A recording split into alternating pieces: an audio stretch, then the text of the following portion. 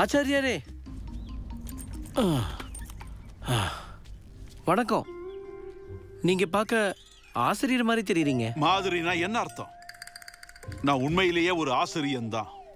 கிருஷ்ணா, மகாராஜா கிருஷ்ணதேவராயருக்கு குழந்தை பருவத்தில் நான் தான் பாடம் சொல்லி கொடுத்தேன். புரிஞ்சுதா? ஆஹா, அறிவுக்கான அடையாளம் உங்க முகத்துல தெரியறதுல ஆச்சரியமே இல்லை. எனக்கு உங்ககிட்ட ஒரு உதவி வேணும். கேளுங்க. நான் இந்த விஜயநகரத்துக்கு புதுசா வந்திருக்கேன். அதுவும் இல்லாம என் பணம் திருட்டு போயிடுச்சு. எனக்கு ஒரு ராத்திரிக்கு மட்டும் அடைக்கலம் வேணும். காலையில சூரியன் உதிச்சதும் நான் என் ஊருக்கு திரும்பி போயிடுவேன். உங்களுடைய வீட்டுல நான் தங்கறதுக்கு இடம் தருவீங்களா ஆச்சாரியாரே? உங்க பேர் என்ன? மருமக. வித்தியாசமான பேரா இருக்கு. ஆனா இதுதான் என்னுடைய பேரு. என்ன வேலை செய்யறீங்க? நான் வட்டிக்கு பணம் கொடுக்குறவன். இது என்னோட குதிரை. இதோட பேரு சர்ச்சை. இதனாலே ஒரு பிரச்சனையில இருக்கேன். நிஜமாவே நீ சொல்றது ரொம்ப வினோதமா இருக்கு. பரவாயில்ல, அதெல்லாம் விடு. தங்கறதுக்கு இடம் வேணும்னு இல்ல, நான் அடைக்கலம் கேட்ட யாரையும் கைவிட்டதே இல்லை. நன்றி. வாங்க. வணக்கம் ஆச்சாரியாரே. இவரை பார்த்தா உங்க சொந்தக்காரர் மாதிரி தெரியுது. என்னைக்குன்னு சொல்லாம திடீர்னு வரவங்கள நாம விருந்தாளின்னு சொல்லுவோம்.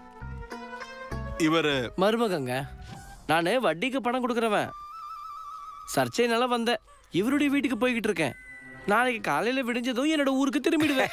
அதுவும் சரிதான். விருந்தாளிங்களா அவங்க வேலை முடிஞ்சோன்னு கிளம்பிடணும். கடவுள் சித்தம் இருந்தா நாம மறுபடியும் சந்திக்கலாம் மருமகன் அவர்களே. நன்றி. அப்புறம் என்ன நடந்தது? எது நடக்க கூடாதோ அது நடந்துடுச்சு. அன்னைக்கு ராத்திரியே மோசடி செஞ்சிட்டான்.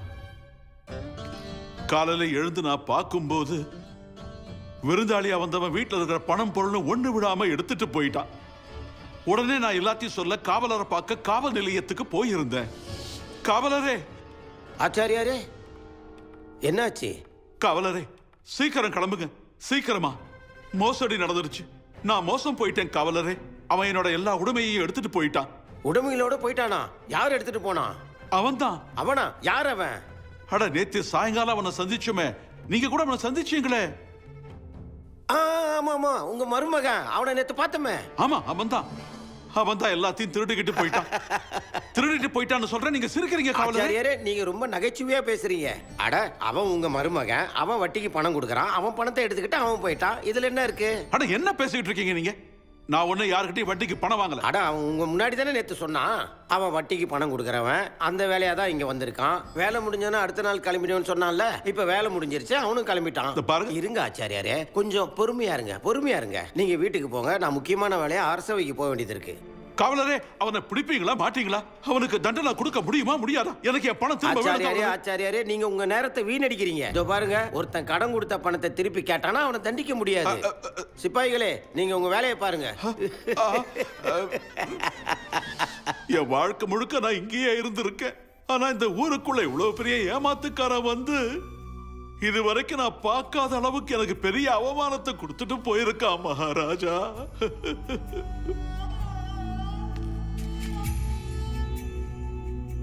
எனக்கு உங்களோட நிலைமை என்னன்னு புரியுது ஆச்சாரியாரே.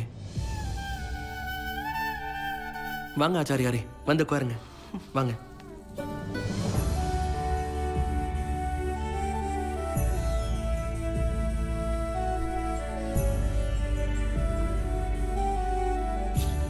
மகாராஜா, அவன் ஒரு ஏமாத்தக்காரன்.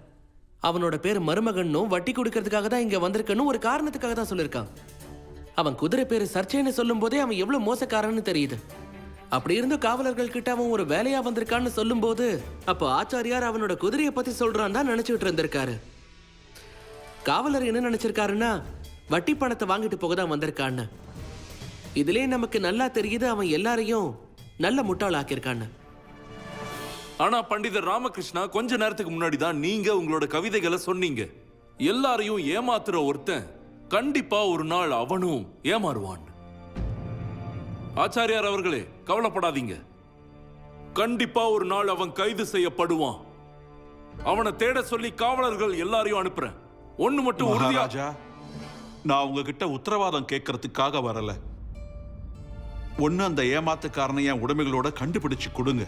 அது முடியலனா நான் இழந்த என்னோட பணத்துக்கு நீங்க எனக்கு நஷ்ட ஈடாவது கொடுங்க. மக்களை பாதுகாக்கிறது தான் அரசரோட முதல் கடமை. அப்புறம் நான் என் கடமையை முழுமையா நிறைவேற்றி அந்த திருடனை பிடிப்பேன். அதோட நீங்க பாதிக்கப்பட்டதுக்கான இழப்பீடையும் ராஜ நிதியிலிருந்து தரப்போறேன். மன்னிக்கணும் மகாராஜா, நான் உங்ககிட்ட ஒரு விஷயம் சொல்லணும். சொல்லுங்க ராஜகுரு. மகாராஜா, மக்கள் இழந்ததை அவங்களுக்கு கொடுக்கறது தான் ஒரு அரசரோட கடமை மகாராஜா. ஆனா பொருளை இழந்த மக்கள் அவங்களோட முட்டாள்தனத்தால அதை இழந்திருந்தா அதுக்காக இழப்பீடு கொடுக்கறது அரசரோட கடமை கிடையாது. நீங்க சொல்றதுக்கான அர்த்தம் என்ன? நடந்தது என்னோட முட்டாள்தனத்தினாலயா? சந்தேகமே இல்ல ஆச்சாரியரே, சந்தேகமே இல்ல. ஒருத்தன் உங்ககிட்ட வந்து அவன் பேரையும் அவன் குதிரையோட பேரையும் வித்தியாசமா சொல்லும்போது நீங்க ஏன் அவன் கிட்ட கேள்வி கேட்கல? நீங்க ஏன் அவனை சந்தேகப்படல? அதுவும் இல்லாம உங்க வீட்டுக்கு அவனை விருந்தாளியா கூட்டிட்டு போயிருக்கீங்க. ஒரு திருடனை விருந்தாளியா கூட்டிட்டு போனா அவன் திருடத்தானே செய்வான். அந்த திருடன் திருடிக்கிட்டு போனது உங்க முட்டாள்தனத்தால மட்டும்தான். அதுக்காக மகாராஜா ஏன் உங்களுக்கு நிதி கொடுக்கணும்? ஆனா ராஜகுரு, ஆச்சாரியார், நான் சின்ன வயசுல மகாராஜா, ஆச்சாரியர் உங்களுக்கு பாடம் கத்து கொடுத்திருக்காருங்கிறத நான் ஒத்துக்கிறேன். ஆனா ராஜ கடமையில உணர்வுகளுக்கும் உறவுகளுக்கும் இடம் கொடுக்க கூடாது. அப்படியும் உங்களுக்கு அவருக்கான இழப்பீடு கொடுக்கணும்னு தோணுச்சுன்னா அப்புறம் உங்க இஷ்டம், தாராளமா கொடுங்க. ஆனா ஒண்ணு ஞாபகம் வச்சுக்கோங்க மகாராஜா, முட்டாள்தனமா ஏமாந்தவங்களுக்கு நிதி கொடுத்தா அது மத்தவங்களுக்கு ஒரு முன் உதாரணமா ஆயிடும். நான் ஒரு உண்மையை சொல்றேன் மகாராஜா, இன்னைக்கு இவருக்கு இழப்பீடு கொடுத்தா நாளைக்கு இன்னொருத்தன் வருவான், அப்புறம் இன்னொருத்தன் வருவான், இன்னொருத்தன் வருவான், வந்துகிட்டே இருப்பாங்க. முட்டாள்தனமா ஏமாந்தவங்களுக்கு நிதி கொடுத்து கொடுத்து அரச கருவூலம் மொத்தமா கரைஞ்சிரும். அப்புறம் இந்த ராஜ்யத்துல முட்டாள்கள் நிறைய பேர் இருப்பாங்க. சரி, நான் ஒத்துக்கிறேன். இப்ப நீங்க இழப்பீடு கேட்டு வரவங்களுக்கெல்லாம் நிதி கொடுத்தீங்கன்னா நகரத்துல இருக்கிற மக்கள் எல்லாரும் பாரபட்சம் பார்த்து நீங்க அநியாயம் பண்றதா நினைப்பாங்க. அதனால மகாராஜா, நீங்க நல்லா யோசிச்சு பார்த்து உங்களோட முடிவை எடுங்க.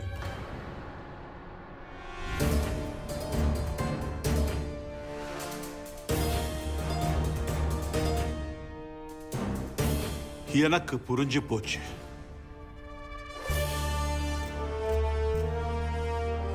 ராஜாதி ராஜ விஜயநகரத்தின் மாமன்னர், எனக்கு எல்லாம் புரிஞ்சிடுச்சு. நான் நியாயம் கேட்டு இங்க வந்திருக்கவே கூடாது. நான் இங்க தேவையில்லாம வந்து உங்க நேரத்தை வீணடிச்சிட்டேன்.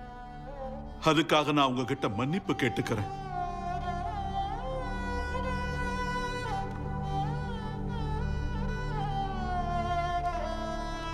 ஆச்சாரியாரே,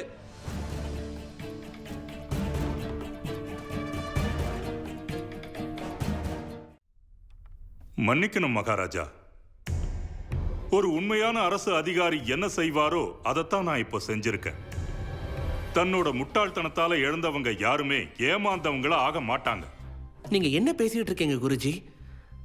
ஆச்சாரியாருக்கு நடந்தது ஒரு தற்செயலான விபத்து தான். இது எல்லாருக்குமே நடக்கக்கூடியது தானே? மகாராஜா, என்னோட பிரியமான நண்பர் பண்டிதர் ராமகிருஷ்ண நம்புறாரு ஒரு முட்டாள் எவ்வளவு தந்திரமா வேணா இருக்கலான்னு. ஆனா அவன் பண்ண செயலுக்கு தண்டனை கிடைச்சுதான் ஆகணும். இப்போ பண்டிதர் ராமகிருஷ்ண சொன்னது உண்மைன்னு எப்படி நிரூபிக்கிறாருன்னு நாம பார்க்கலாம். மகாராஜா, என்னை பொறுத்த வரைக்கும் ஒருத்தன் ரொம்ப கவனமா இருந்தா இந்த மாதிரி நடக்க வாய்ப்பே இல்லையே. ஒருவேளை ஆச்சாரியருக்கு நாம இழப்பீடு கொடுத்தோம்னா இங்க இருக்கிற மத்தவங்க எல்லாம் ரொம்ப அலட்சியம் ஆயிடுவாங்க. ஏன்னா அவங்க எல்லாம் நம்புவாங்க ராஜ கருவூலத்திலிருந்து எப்படியும் நமக்கு இழப்பீடு கொடுத்துருவாங்கன்னு. நான் பாரபட்சம் பார்த்து நிரூபிக்கலன்னா நீங்க சொன்னது உண்மை ஆயிடும் குருஜி. ஆனா அதே சமயம் நீங்க ஆச்சாரியாருக்கு பண்ணது நிச்சயமா சரியும் கிடையாது. நீங்க சரியான பாடம் கத்துக்கணும்னா உங்களுக்கும் அதே மாதிரி விபத்து நடந்தாதான் புரியும். அதோட ரொம்ப சீக்கிரத்திலேயே அதே மாதிரியான விபத்தை நான் உங்களுக்கும் நடக்க வைக்கிறேன்.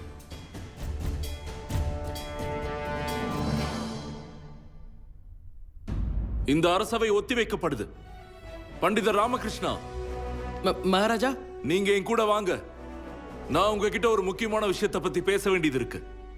சரி மகாராஜா. மகாராஜா கிருஷ்ணதேவராயர் வாழ்க!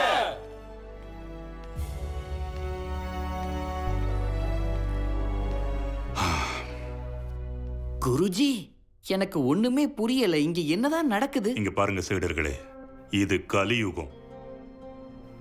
உண்மைக்கு இங்க மதிப்பே இல்ல. ராஜ கருவூலத்தை திருடு போகிறதுல இருந்து நான் காப்பாத்தினேன். ஆனா மகாராஜா ஒரு முக்கியமான விஷயம் சொல்லணும்னு பண்டிதர் ராமகிருஷ்ணனை தனியா கூட்டிட்டு போறாரு. ஆமா குருஜி, ராமனோட கவிதை உண்மையாயிடும் போலயே. எல்லாத்தையும் ஏமாத்துற ஒருத்தன் ஒரு நாள் அவனும் ஏமாத்தப்படுவான். குருவே, நீங்க எங்க கவிதையை கிழிச்சு போட்டீங்கல்ல, அதுக்காக கடவுள் உங்களுக்கு தண்டனை கொடுக்க போறாரு. என்ன தண்டனை? மகாராஜா இங்க இருக்கிறவங்க எல்லாரும் முன்னாடியும் ராமா தான் அவருக்கு நெருக்கமானவர்னு காட்டிட்டாரு. இது உங்களுக்கு அவமானம் தானே குருவே? அட, இதுல ஒண்ணுமே இல்ல குருஜி. கொஞ்சம் இதை யோசிச்சு பாருங்க. இந்த தந்திரக்கார ராமா அரசர் கூட நெருக்கமா இருக்கிறத பயன்படுத்தி உங்களுக்கு எதிரா புதுசு புதுசா பிரச்சனையை கொண்டு வந்து தரான்.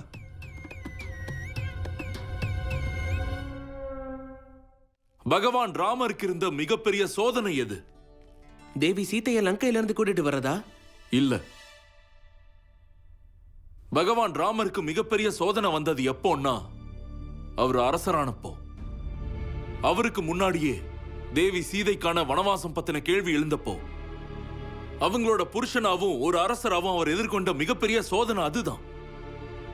ஒரு புருஷனா அவர் மனைவி கூட வாழ்க்கை முழுக்கவும் ரொம்ப சந்தோஷமா இருக்க ஆசைப்பட்டார். ஆனா ஒரு அரசர் ராமருக்கு அவர் பின்பற்ற வேண்டிய கடமைகள் நிறைய இருந்தது. பண்டிதர் ராமகிருஷ்ணா அவர் நிர்கதியா எப்போ நின்னாருன்னா பகவான் ஸ்ரீ ராமரோட தர்ம பத்தினியான தேவி சீதைய வனவாசம் அனுப்பும் போதுதான். இன்னைக்கு நானும் அதே மாதிரி தான் நிர்கதியா நின்னுட்டு இருக்கேன். எனக்கு புரியுது மகாராஜா. ஆனா நான் ஒரு ராஜாவா இருந்தாலும் ஒரு மனுஷன் தான், ஒரு சாதாரண மனுஷன். ஒரு சாதாரண மனுஷன் அவன் குருவுக்கு உதவி செய்ய நினைக்கிறான். ஆனா இந்த ராஜ கடமை என்ன அதுல இருந்து தடுக்குது பண்டிதர் ராமகிருஷ்ணா. நீங்க சொல்றது நல்லாவே புரியுது. பண்டிதர் ராமகிருஷ்ணா, நீங்க தான் இதுக்கு ஒரு வழி சொல்லணும். அப்புறம் அந்த ஏமாத்துக்காரனை பிடிக்கணும். அப்பதான் ஆச்சாரியார் சக்கரபாணிக்கு நியாயம் கிடைக்கும். இந்த கோரிக்கையை நீங்க நிறைவேற்றணும். இது கோரிக்கை இல்ல மகாராஜா, உங்களோட கட்டளை.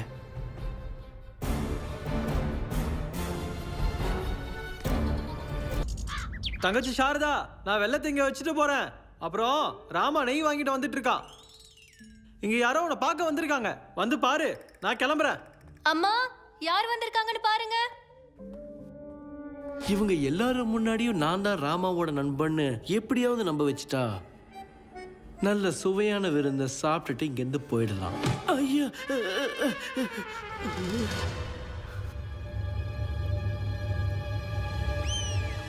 இந்த அம்மா பார்க்கவே ரொம்ப பயங்கரமா இருக்காங்களே, நான் திரும்பி போகணுமோ? அம்மா, இவர் யாரு? இவருதான் அவரா?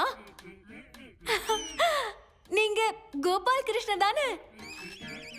நீங்க எதுவும் சொல்ல வேண்டிய அவசியம் இல்ல. அம்மா உங்களை பார்த்ததும் கண்டுபிடிச்சிட்டாங்க. நீங்க தானே அது எப்பவும் ராமா கூட சேர்ந்து ராமர் கோவிலுக்கு பின்னாடி இருக்கிற மைதானத்துல கில்லி விளையாடினது. அப்புறம் ராதே மாமா இல்ல கலியா, கலியாவோட மாங்காய் தோப்புல மாங்காய் திருடினது நீங்க தானே? அப்புறம் சுடுகாட்டுல பேய் பேய் மாதிரி வேஷம் போட்டு ராமாவை பயமுறுத்துறீங்கல்ல? என்னடா இது, அந்த கோபால் கிருஷ்ண பத்தி எதுவுமே கேட்காம எல்லாத்தையுமே நம்ம கிட்ட சொல்லிட்டாங்க. ரொம்ப நல்லதா போச்சு. பாத்தீங்களா, நீங்க எதுவும் சொல்லாமலையா அம்மா நீங்க யாருன்னு கண்டுபிடிச்சிட்டாங்க. ஏன் நிக்கிறீங்க? வாங்க வந்து உட்காருங்க, வாங்க.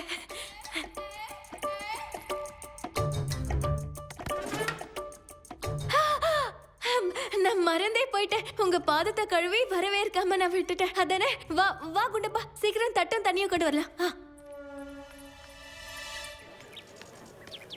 அம்மா, தட்டும் தண்ணியும் கொண்டு வந்தாச்சு.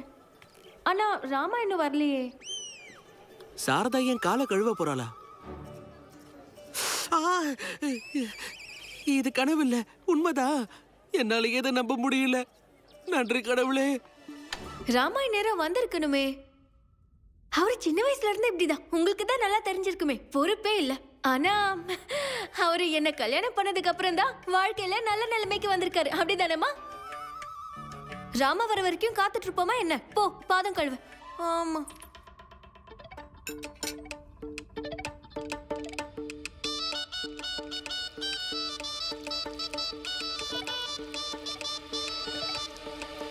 ஆஹாஹாஹாஹா. இது ரொம்ப நல்லா இருக்கு சாரதா. நீ ஏன் இது தினம் பண்றது இல்ல? பின்னாடி போங்க, பின்னாடி போங்க. அட, இது உங்களுக்காக கிடையாது.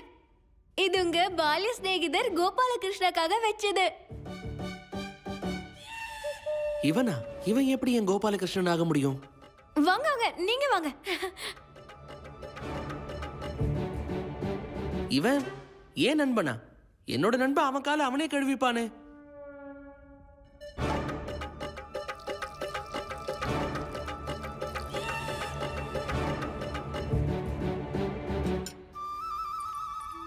என்னால ஏன் இவனை அடையாளம் கண்டுபிடிக்கவே முடியல?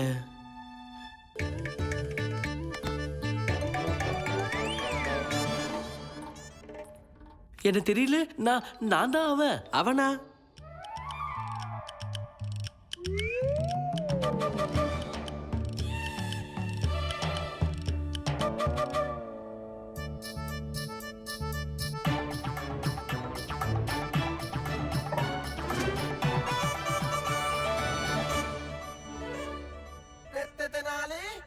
யார சொல்ற?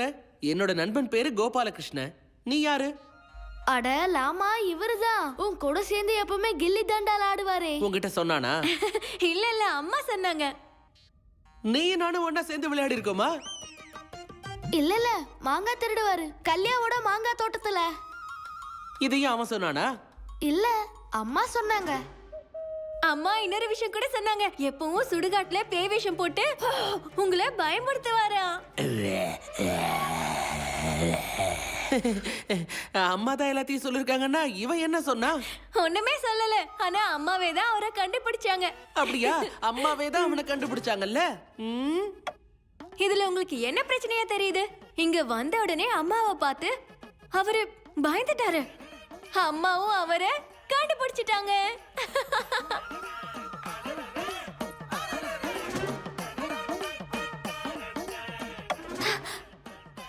சின்ன வயசுலயும் அம்மாவை பார்க்கும்போது இவரு பயந்துருவாராம். சூனியக்காரின்னு சொல்லிட்டு ஓடிடுவாராம். இதெல்லாம் நீங்க நம்பலனா அவரையே கேட்டு பாருங்க. சூனியக்காரின்னு சொல்லிட்டு ஓடிடுவீங்க தானே? பாத்தீங்களா அம்மாவோட ஞாபக சக்தி எவ்வளவு பிரமாதமா இருக்குன்னு? சரிதான். ஆனா அம்மா, என்னோட நண்பன் குண்டப்பா உயரத்துல தானே இருந்தான். இவன் உயரமா இருக்கா. 20 வருஷத்துக்கு முன்னாடி நான் சின்னதா தான் இருந்தேன். இப்ப கொஞ்சம் வளர்ந்துட்டேன். யாரா இருந்தாலும் 20 வருஷத்துல நல்லா வளர்ந்துருவாங்க இல்லையா நண்பா? அம்மா வளர்ந்திருப்பாரு. சரி சரி, இவன் வளர்ந்துட்டாங்கிறத நானும் ஒத்துக்கிறேன். ஆனா இவன் இவ்ளோ கருப்பா ஒண்ணும் இல்லையே. கோபாலகிருஷ்ணனோட நிறம் எப்படி மாறுச்சும்மா? சொல்லுங்க சொல்லுங்க. யோகானாலதான். நான் இமயமலையில துறவிகள் கூட இருந்தேன். உடம்பு முழுக்க சாம்பலை பூசிப்போம். குளிக்கிறதுக்கே பாலை தான் பயன்படுத்துவோம். ஒரு நாள் முழுக்க அக்னி குண்டத்துக்கு பக்கத்திலே தான் இருப்போம். அதனாலேயே என் நிறமும் மாறிடுச்சு. இதுக்கும் வாய்ப்பு இருக்கு. இல்ல இல்ல, இவன் கோபாலகிருஷ்ணனா இருக்க முடியாது. இவங்க ஏன் இதை புரிஞ்சுக்கவே மாட்டேங்கிறாங்க? அவங்க இத புரிஞ்சுக்கணும்னா நீதான் எல்லார் முன்னாடியும் உண்மையை கொண்டு வரணும் ராமா.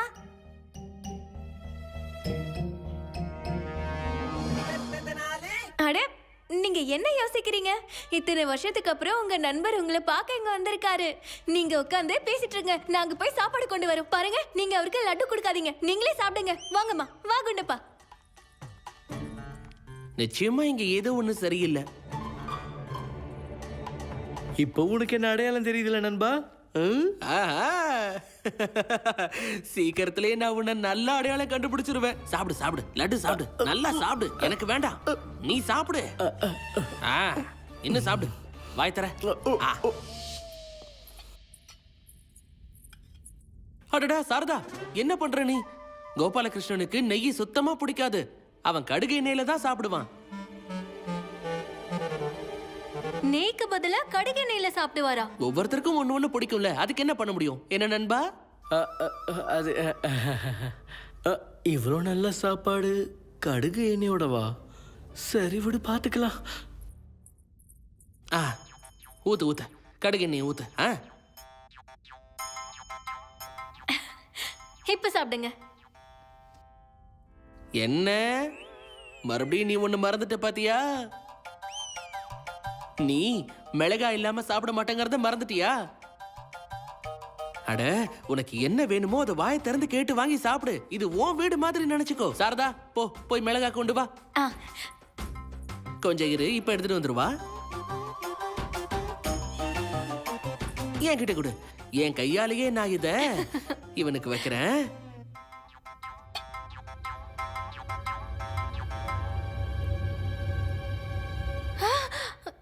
ஆனா இவ்ளோ மிளகா பொடியா? இது கம்மி சாரதா.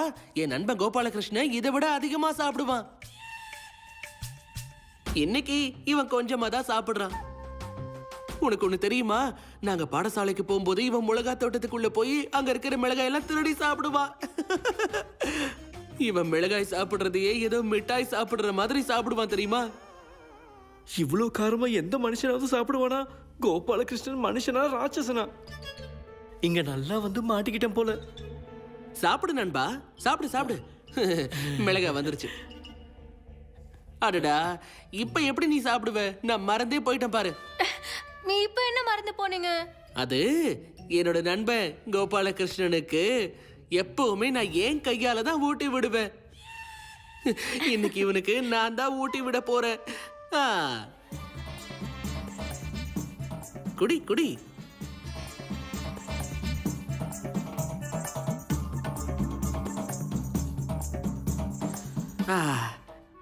மிளகாய் கம்மியா இருக்குல்ல? எனக்கு தெரியும் மிளகாய் கம்மியா இருந்துச்சுன்னா உனக்கு பிடிக்காதுன்னு. இன்னைக்கு ஒரு நாள் பொறுத்துக்கோ, சரியா? இந்தா, இன்னும் குடி. குடி குடி குடி குடி.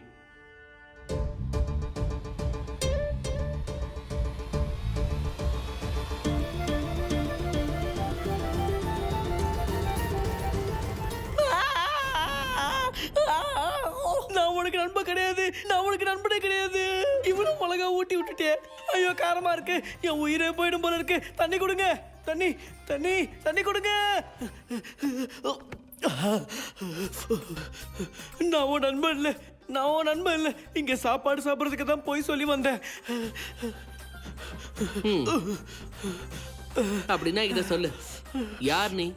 முதல்ல நீங்க சொல்லுங்க. நீங்க நீங்க யாரு? நான் யாருன்னு கூட தெரியாதா? இல்ல, இவரு விஜயநகர மகாராஜா கிருஷ்ணதேவராயோட முக்கிய ஆலோசகர் பண்டித ராமகிருஷ்ணா. என்ன, மகா பண்டிதர் ராமகிருஷ்ணாவா? என்ன மன்னிச்சிருங்க ராமகிருஷ்ணா ஐயா. எனக்கு இது உங்க வீடுன்னு தெரியாம போயிடுச்சு. ஏதோ விருந்தாளிக்காக உங்க வீட்டுல விருந்து சமைக்கிறாங்கன்னு கேள்விப்பட்டேன். அதான் நல்ல சாப்பாடு சாப்பிடணுன்றதுக்காக உங்க நண்பன் போய் சொல்லி வந்தேன். எனக்கு தெரியும், நீ இங்க வர்றதுக்கு முன்னாடியே நான் அதை கண்டுபிடிச்சிட்டேன். அந்த திருடனை நான் எங்க போய் கண்டுபிடிப்பேன்? ஆச்சாரியாரையே அவன் ஏமாத்திருக்கான்னா அவனை எப்படியாவது கண்டுபிடிச்சாகணும்.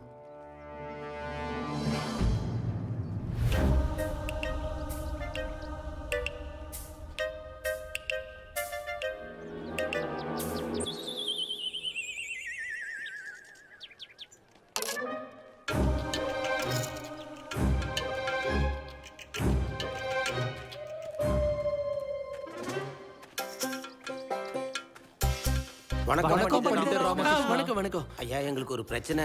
அப்புறம் பார்க்கலாம்.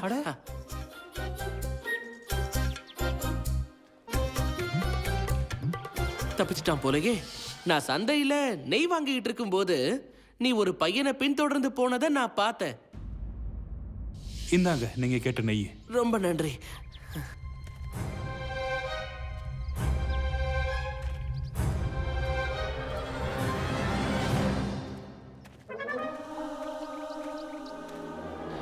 அப்பவே எனக்கு புரிஞ்சு போச்சு, எல்லாரையும் ஏமாத்திட்டு எப்படியாவது நீ எங்க வீட்டுக்கு நிச்சயமா வருவன்னு. நீயும் வந்துட்ட. இப்ப நான் அரச காவலர்களை இங்க கூப்பிட்டு உன்னை கைது செய்ய சொல்ல போறேன். ஒருவேளை இவன் தான் ஆச்சாரியாரையும் ஏமாத்தின திருடனா இருப்பானோ? இவன் வாயாலேயே அந்த உண்மையை வர வச்சாகணும். இதோ பாருங்க, எனக்கு ரொம்ப பசிக்குது. நான் இங்க வந்தது சாப்பாடு சாப்பிடுதான். பின்ன உன்ன மாதிரி திருடன சும்மா விட்டு வைக்க முடியுமா என்ன? உன்னை கைது பண்ணணும். ஒரு கண்ணு தெரியாத பிச்சைக்காரரை ஏமாத்தி அவர்கிட்ட இருந்து பணத்தை எடுத்திருக்க. வேற ஒருத்தரோட நண்பன் மாதிரி நடிச்சு அவர் வீட்டுக்கு சாப்பிடுறதுக்கு வந்திருக்க. ச்சே, உன்னால எனக்கு எந்த பிரயோஜனமும் இல்ல. என்ன சொல்றான் இவன்? என்னால இவனுக்கு என்ன பிரயோஜனம் ஆக போகுது? திருடன் வந்திருக்கான். எங்க ஆச்சாரியாரையே நல்லா பேசி அவன் ஏமாத்திருக்கான் தெரியுமா? ரொம்ப புத்திசாலித்தனமா நடந்துகிட்டு பிடிபடாம தப்பிச்சிட்டான். அவனோட பேரு மருமகன். வட்டிக்கு பணம் கொடுக்கறேன்னு சொல்லிருக்கான். அவன் குதிரை பேரு சர்ச்சையா. ஆச்சாரியாரோட மொத்த பணத்தையும் எடுத்துட்டு அவன் ஓடிட்டான். எல்லாரும் என்ன நினைச்சாங்கன்னா ஆச்சாரியார் அவரோட மருமகன் கிட்ட வட்டிக்கு பணம் வாங்கியிருக்காருன்னு, அதை வாங்க தான் அவன் வந்திருக்கானு. இந்த மாதிரி சொல்லி ஆச்சாரியாரை ஏமாத்திட்டு அவன் அந்த இடத்தை விட்டு ஓடிட்டான். இப்ப தெரியுதா? தந்திரமான புத்திசாலியான திருடன் அவன். பிரமாதமான திருடன். ஆனா நீயும் தான் இருக்கியே. நான் மட்டும் அவனை இப்ப கண்டுபிடிச்சேன்னு வையே, எனக்கு துணையா அவனை என் கூடவே வச்சுப்பேன். ஒரு திருடனா உங்களுக்கு துணையாவா? ஆமா, என் கூட தான். ஒரு திருடனா இருக்கிறதுனால என்ன, அவனும் புத்திசாலி தானே. அதோட நானும் ஒரு புத்திசாலிங்கிறதால அவனை கண்டிப்பா பாராட்டியே ஆகணும்ல. நான் அவனை எப்படியாவது கண்டுபிடிச்சிட்டேன்னா நான் இந்த ஊர்ல இருக்கிறதுலயே ஒரு பெரிய பணக்காரனை தேடி கண்டுபிடிச்சு அவங்கிட்ட ஒரு நல்ல திட்டத்தை சொல்லி அவனை கொள்ளையடிச்சிட்டு வர வச்சு நானும் சேர்ந்து பணக்காரன் ஆயிடுவேன். ஆனா நான் கண்டுபிடிச்ச திருடனை பாரு, புத்தியே இல்லாதவன். சுலபமா வந்து மாட்டிக்கிட்டேன். இல்ல உன்னை கண்டிப்பா சிறைச்சாலைக்கு அனுப்பியே ஆகணும். அப்ப இதுதான் நம்மளுக்கு சரியான நேரமா இருக்கும்.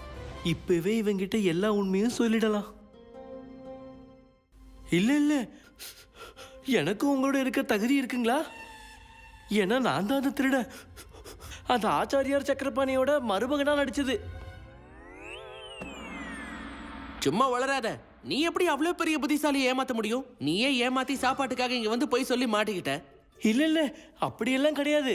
உண்மையை சொல்லணும்னா வீட்டு சாப்பாடு சாப்பிட்டு ரொம்ப நாள் ஆயிடுச்சு. அதனால தான் இங்க வந்தேன். அது என்னன்னா, நீங்க சந்தையில நின்று பேசுறத நான் ஒட்டு கேட்டேன். நீங்க ஒருத்தருக்காக சமைக்க போறீங்கன்னதும் நான் இங்க வந்துட்டேன்.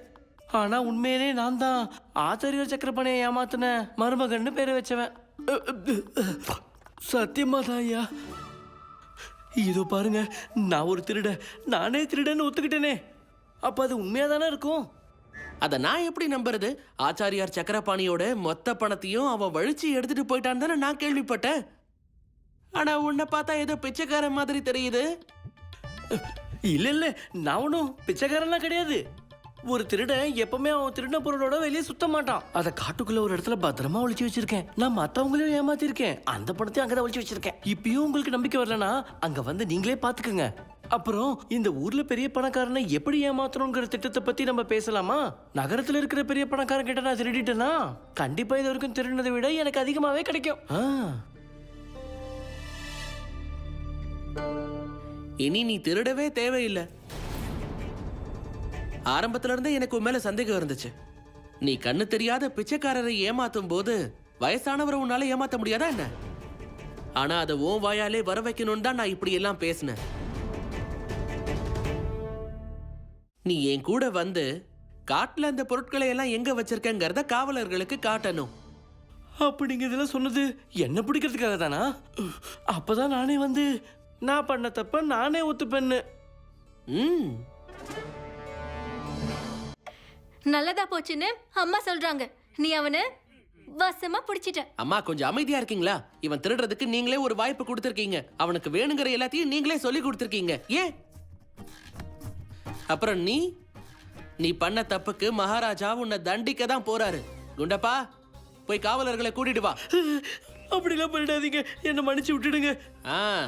அப்பதான் மத்தவங்களையும் ஏமாத்த முடியும்னா? வயசான அந்த ஆச்சாரியாரையே நீ விட்டு வைக்கல.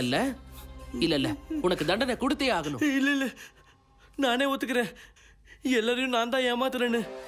ஆனா மக்களும் தானே அலட்சியமா இருந்து எனக்கு ஒரு வாய்ப்பை தராங்க. அவங்க முன்னெச்சரிக்கையோட முட்டாளா இல்லாம இருந்தா நான் ஏன் அவங்களை ஏமாத்த போறேன்? இதுல என்னோட தப்பு என்ன இருக்கு?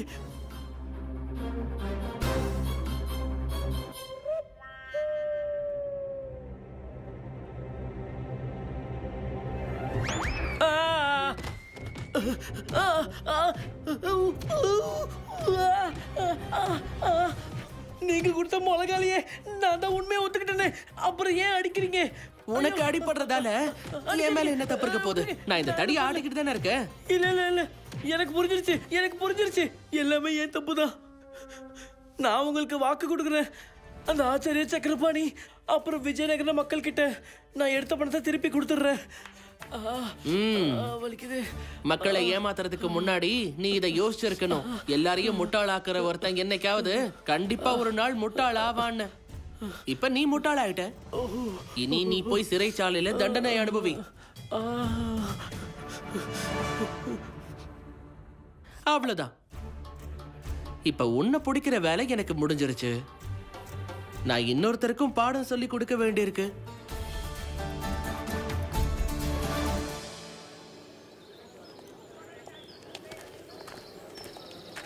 ஐயா நில்லுங்க ஐயா, உங்க வயித்தை கொஞ்சம் பாத்துக்கோங்க. என்ன நிறுத்துற தைரியம் யாருக்குடா இருக்கு?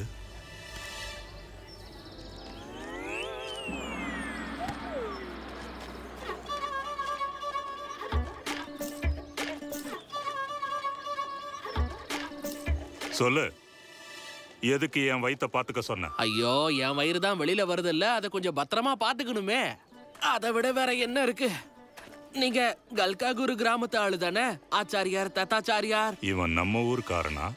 இவங்கிட்ட பேச ஆரம்பிச்சா ஏடா கூடமா பேச ஆரம்பிச்சிருவானே. எந்த ஊரா இருந்தா என்ன?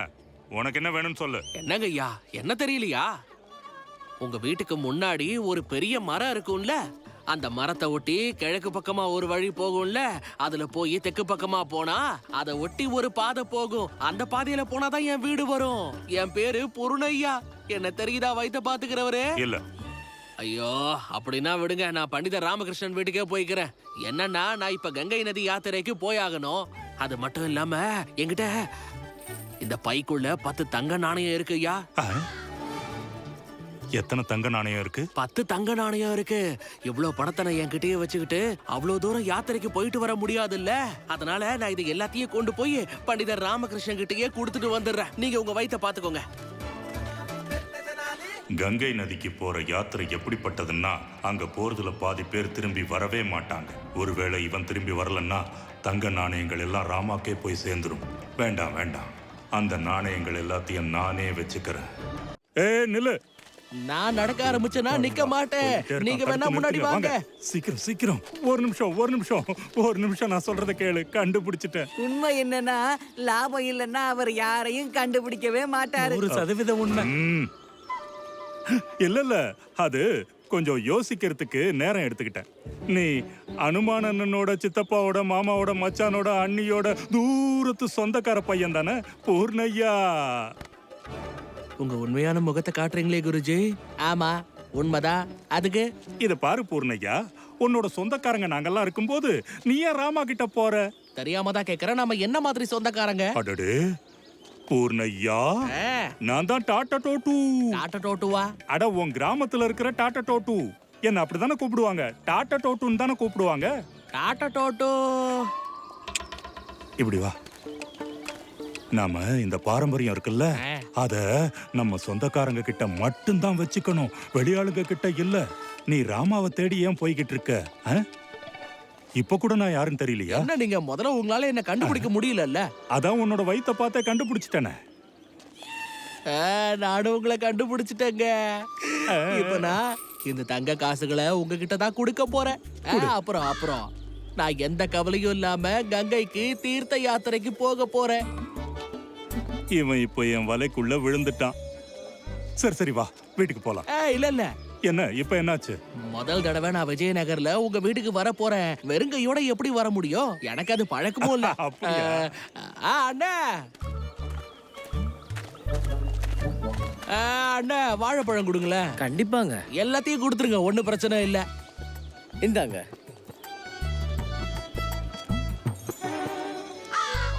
தங்க காசா?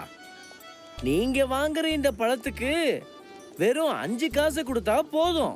இந்த தங்க காசை வாங்கி மீதி சில்லற உங்களுக்கு கொடுக்க நான் எங்க போவேன்? அது எனக்கு எப்படிங்க தெரியும்? என்கிட்ட வெறும் இந்த தங்க காசுங்க மட்டும்தான் இருக்கு. அதுவும் 10,000 தங்க காசுங்க. அந்த தங்க காசுகளெல்லாம் எங்க பெரிய அண்ணன் தத்தாச்சாரியார் கிட்ட கொடுத்துட்டு நான் எந்த கவலையும் இல்லாம கங்கா சாகருக்கு தீர்த்த யாத்திரைக்கு போயிட்டு வர போறேன். ஆச்சரியமா இருக்கு. உங்களுக்கு கொடுக்க வேண்டிய சில்லற மொத்தத்தையும் நீங்க வேணான்னு சொல்றீங்களா என்ன? ஏன் அதுல உங்களுக்கு எதுவும் பிரச்சனையா? இல்ல இல்ல நீங்க சொல்லுங்க, உங்களுக்கு என்ன பிரச்சனை சொல்லுங்க. சின்ன கடையை வச்சுக்கிட்டு நீங்க இவ்வளவு பேசுறீங்க. நான் இப்போ உங்க கண்ணுக்கு முன்னாடியே உங்க கண்ணுக்கு முன்னாடி என்னோட 10,000 தங்க காசுகளையும் என்னோட அண்ணன் தத்தாச்சாரியார் கிட்ட கொடுத்துட்டு நான் இங்க இருந்து கிளம்ப போறேன். உங்களுக்கு என்ன பிரச்சனை சொல்லுங்க. தம்பி பூர்ணையா, மன்னிச்சு விட்டுரு, வா வீட்டுக்கு போலாம். ஐயோ இல்ல தாத்தா டோட்டு அண்ணன், இவரு எவ்வளவு தைரியம் இருந்தா உங்க மேலயே சந்தேகப்பட்டிருப்பாரு. உங்களை சந்தேகப்படலாமா?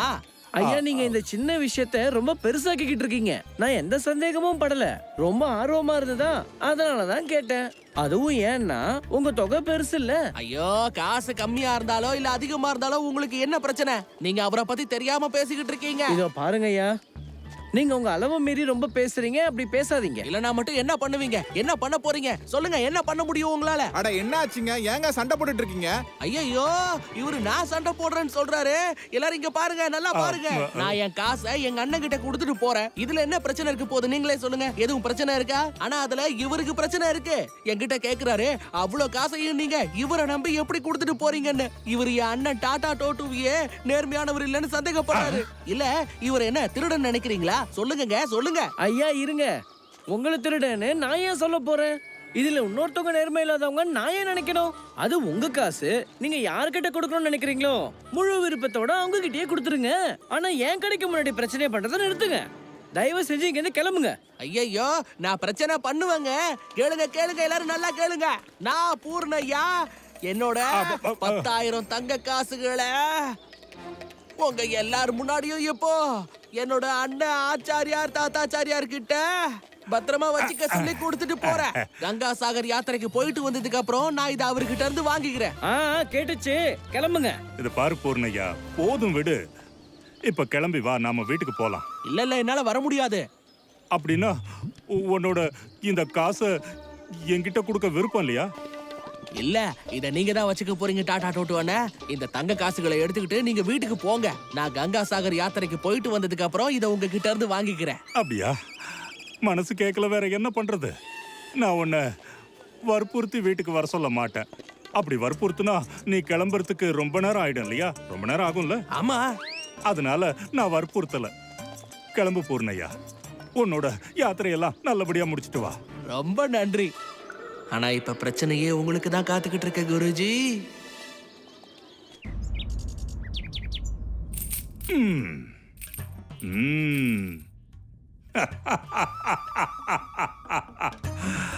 இதத்தான் சொல்லுவாங்க லக்ஷ்மி தானா வீடு தேடி வர்றதுன்னு. ஆனா குருஜி, இன்னொருத்தவங்களோட காசை நம்ம காசுன்னு சொல்றது பாவம்னு சொல்வாங்க. சாதாரண பாவம் இல்ல குருஜி, மகா பாவம். டே முட்டாளுங்களா, நான் தத்தாச்சாரியர். நான் என்ன சொல்றேனோ அதுதான் பாவம், நான் என்ன சொல்றேனோ அதுதான் புண்ணியம். டே விடுங்கடா, இத புரிஞ்சுக்கிற அளவுக்கு உங்க அறிவு இன்னும் வளரல. இதுல இருந்து எனக்கு ஒண்ணுதான் தோணுது, உங்களுக்கு பணத்து மேல பெரிய பேராசை வந்துருச்சு. டேய் வாய மூடுறா முட்டாள். குருவே, நாங்க உங்க அன்பான சிஷ்யர்கள். நீங்க எங்க வாய மூடலாம். ஒரு வேளை பூர்ணையா திரும்ப வந்து அந்த காசை திரும்பி கேட்டாருன்னா அப்ப நீங்க அவரோட வாயை எப்படி மூடுவீங்க சொல்லுங்க? சரி, அப்போ ஒண்ணு பண்ணுங்க. நீங்க 2 பேரும் வெளியே போயிடுங்க. அப்புறம் நான் கூப்பிடும் போது உடனே உள்ள ஓடி வாங்க. அப்போ சொல்றேன். சரிங்க குருவே, போலாமா?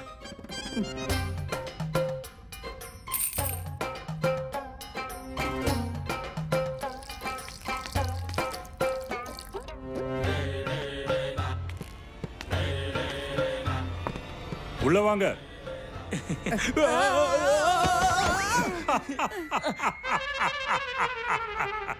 ஆயுஷ்மான் பவ. முட்டாளுங்களா, பாத்தீங்களா? நீங்க நினைச்சு கூட பார்க்க முடியாத அளவுக்கு என்ன வேணாலும் பண்ணுவேன். ஏண்டா பூர்ணையா திரும்பி வந்தாதானே அவன் காசை திரும்பி கேட்பான். அதோட இந்த கங்கா சாகர் யாத்திரைக்கு போனவங்க யார் திரும்பி வந்திருக்காங்க? யாரும் வந்ததில்ல. அப்ப இந்த காசெல்லாம் எனக்கு தான் சொந்தம். ஞாபகம் இருக்கட்டும், இந்த தங்க காசு பயங்கரமா ஜொலிக்க போகுது. இதோ குருவே, காட்டுங்களேன் குருஜி. இப்ப பாருங்க.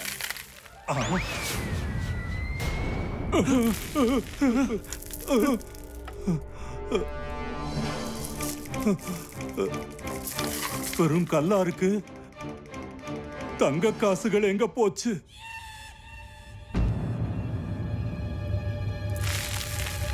தனி மணி, நீங்க திருடிட்டீங்களா? குருஜி, நீங்க தான் தங்க காசை மாத்தி வச்சிருப்பீங்க. இப்ப எங்களை போய் திருடன்னு சொல்றீங்க? ஆ, நல்லது குருஜி, நல்லது. எங்களே ஏமாத்துறீங்களா? நீங்க தான் மாத்தி வச்சிருப்பீங்க. எங்களுக்கு காட்டுறதுக்காக இந்த கல்லெல்லாம் நிரப்பி வச்சிருக்கீங்க. நீங்க பண்றது கொஞ்சம் கூட சரியில்லை குருஜி. காசை மாத்தி வைக்கிறதுக்கு முன்னாடி நாங்க ஒரு தடவையாவது பாத்துருப்போம்ல குருஜி. வாய் முடுங்கடா முட்டாளுங்க. நான் ஏன்டா தங்க காசை மாத்தி வைக்க போறேன்? நம்மள அந்த பூர்ணையா முட்டாளாக்கிட்டான். இந்த பையில தங்கத்துக்கு பதிலா கல்ல நிரப்பி வச்சிருக்கான். ஒருவேளை அவன் திரும்பி வந்து தங்க காசை திருப்பி கேட்டா அப்ப நீங்க சொல்லிடுங்க குருஜி, கொடுக்கும் போதே இந்த பையில தங்க காசு இல்லன்னு. இது நல்ல யோசனை குருவே. ஆனா நான் அதை நம்பிடுவேனா? அடடா, கண்டுபிடிச்சிட்டீங்களா? நான் போக வேண்டிய கங்கா சாகர் யாத்திரைய தள்ளி வச்சுட்டேன். நான் அடுத்த வருஷம் போய்க்கிறேன். கொடுங்க, என்னோட தங்க காசுகள் எல்லாத்தையும் என்கிட்ட திரும்ப கொடுங்க. டாடா டோட்டுவன்னு பத்திரமா வச்சிருக்கீங்க. வாயை மூடு. போது நிறுத்து உன் பேச்ச. நீ என்கிட்ட எங்க தங்க காசுகளை கொடுத்த? ஒரு காசை கூட கொடுக்கல. என்ன பார்த்தா முட்டாள் மாதிரி தெரியுதா? இந்த பையில தங்க காசுகளுக்கு பதிலா வெறும் கல்ல நிரப்பி கொடுத்திருக்க நீ. ஐயோ, என்ன தங்க காசுன்னு கேக்குறீங்க? ஆமா, அதுல ஒண்ணு கல்லெல்லாம் இல்ல, என் தங்க காசுங்க தான் இருந்துச்சு. இப்போ நியாயம் கிடைக்கிறதுக்காக நான் உங்களை கிருஷ்ணதேவராயரோட தர்பாருக்கு கூட்டிட்டு போக போறேன். அப்படின்னா சரி, தர்பார்ல இன்னைக்கு ஒரு முடிவு எடுத்துடலாம். கண்டிப்பா தர்பார்ல இன்னைக்கு ஒரு முடிவு எடுத்துடலாம். ராஜகுரு கிட்ட தங்க காசெல்லாம் கொடுத்ததுக்கான ஆதாரம் ஏதாவது உங்ககிட்ட இருக்கா? இருக்கு மகாராஜா. நான் என் சாட்சிகளை உங்க முன்னாடி கூட்டிட்டு வர்றதுக்கு உங்ககிட்ட அனுமதி கேட்டுக்கிறேன் மகாராஜா. உத்தரவு கொடுக்கிறேன். மிக்க நன்றி மகாராஜா. யாரங்க? எல்லாரும் உள்ள வாங்க, சீக்கிரம் வாங்க. எல்லாரும் வராங்க மகாராஜா. வணக்கம் மகாராஜா. ஐயா, நீங்களே மகாராஜா கிட்ட சொல்லுங்க. நான் தானே உங்க எல்லார் முன்னாடியும் ஆச்சாரியார் தத்தாச்சாரியாருக்கு ஒரு பை நிறைய தங்க காசுகளை நிரப்பி கொடுத்தனா இல்லையா? மகாராஜா, அவர் சொல்றது எல்லாமே உண்மைதான். ஆச்சாரியா தத்தாச்சாரியா அந்த தங்க காசு இருக்கிற பையன் வாங்கினார் தான். ஐயோ மகாராஜா, இப்ப ஆச்சாரியார் தத்தாச்சாரியார் என்னோட தங்க காசுகளை என்கிட்ட திருப்பி கொடுக்க மாட்டேன்னு சொல்றாரு. நீங்க தான் எனக்கு நியாயம் வழங்கணும். நான் உங்களை தான் நம்பி இருக்கேன். ராஜகுரு, இவர் என்ன சொல்றாரு? பொய் மகாராஜா, அத்தனையும் பொய். இந்த ஆளு பொய் சொல்றாரு. எல்லாரும் இவனோட சூழ்ச்சியில விழுந்துட்டாங்க. சூழ்ச்சியா? என்ன சூழ்ச்சி பண்ண? பை நிறைய தங்க காசு இருக்குன்னு சொன்னல. இது பாருங்க மகாராஜா, நேத்து இவன் என்கிட்ட ஒரு பைய கொடுத்தான். எல்லார் முன்னாடியும் அந்த பையில தங்க காசு இருக்குன்னு இவன் என்கிட்ட சொன்னான். ஆனா அந்த பையில தங்க காசு இல்ல மகாராஜா, வெறும் கல்லு தான் இருந்தது. ஐயோ இல்ல மகாராஜா, நான் இவங்க எல்லார் முன்னாடியும் அந்த பைக்குள்ள இருந்து ஒரு தங்க காசை எடுத்து வெளியே காட்டினேன். நான் அதை காட்டினா இல்லையா சொல்லுங்க? அவன் எடுத்தாரு மகாராஜா. போதும், ஒரு தங்க காசை வெளியே எடுத்த. மிச்சத்தை இவங்க எல்லாம் எங்க பார்த்தாங்க? அதுல தங்க காசு இருக்கா இல்லையான்னு எப்படி தெரியும்? அந்த பை நிறைய கல்லு தான் இருந்துச்சு. அந்த பை நிறைய கல்லு தான் இருந்துச்சுங்கறத நீங்க எப்ப பாத்தீங்க? அது வந்து மகாராஜா, இந்த ஆளை நான் பார்த்ததுல இருந்து எதுக்கு எடுத்தாலும் சத்தியம் சத்தியம்னு சொல்லிக்கிட்டே இருக்கான். இவ்வளவு பெரிய தொப்பையை வச்சுக்கிட்டு சத்தியம் சத்தியம்னு சொல்லிக்கிட்டே இருக்கான். இங்க பாருங்க, என் தொப்பைய பத்தி நீங்க பேசாதீங்க. முதல்ல இத சொல்லுங்க, நீங்க எப்ப என்ன பாத்தீங்க? நீ வரதுக்கு முன்னாடியே உன் தொப்பை முன்னாடி வந்து நிக்குது. ஐயோ மகாராஜா, திருடனை பிடிச்சாச்சு, திருடனை பிடிச்சாச்சு மகாராஜா. மகாராஜா பிடிச்சாச்சு. அமைதி. நீங்க என்னோட ராஜகுருவை திருடன் சொல்றீங்களா? உங்ககிட்ட ஏதாவது ஆதாரம் இருக்கா? எதை வச்சு இப்படி சொல்றீங்க? மகாராஜா, காலையில இவரு அந்த பைய திறந்ததோ அதுல இருந்து தங்க காசை பார்த்து மயங்கிட்டாரு. உடனே அவரு அத்தனை தங்க காசுகளையும் இவர் எப்படி செலவு பண்ணலான்னு யோசிக்க ஆரம்பிச்சிட்டாரு. நான் எப்ப என்னோட தங்க காசை இவர்கிட்ட திருப்பி கேட்க போனோ அப்ப இவர் என்கிட்ட அதை திருப்பி கொடுக்க முடியாதுன்னு சொல்லிட்டாரு. என் தங்க காசுகள் எல்லாத்தையும் என்கிட்ட திருப்பி கொடுக்க சொல்லுங்க. எப்படி கொடுக்க முடியும் மகாராஜா? நான் வாங்கவே இல்லைங்கிறப்ப எப்படி கொடுக்க முடியும்? இது பாருங்க மகாராஜா, இந்த ஆளு என்கிட்ட வெறும் கல்ல தான் கொடுத்தான், ஆனா இப்போ தங்க காசை கேக்குறான். இவன் என்ன முட்டாளாக்க பாக்குறான் மகாராஜா. நான் உங்களை முட்டாளாக்குனா இல்ல இவங்க எல்லாரும் முன்னாடியும் நான் உங்களை முட்டாளாக்குனேன்னு நீங்க நிரூபிக்க பாக்குறீங்களா? தங்க காசுகளை நீங்களே வச்சுக்க திட்டம் போடுறீங்களா? அட கடவுளே மகாராஜா, நான் அந்த சிவன் மேல சத்தியம் பண்ணி சொல்றேன், இந்த ஆள் என்ன முட்டாளாக்க பாக்குறான் மகாராஜா. இவன் வெறும் கல்ல தான் கொடுத்தான். நேத்து ஒருத்தன் எங்க ராஜகுருவை முட்டாளாக்கிட்டான்.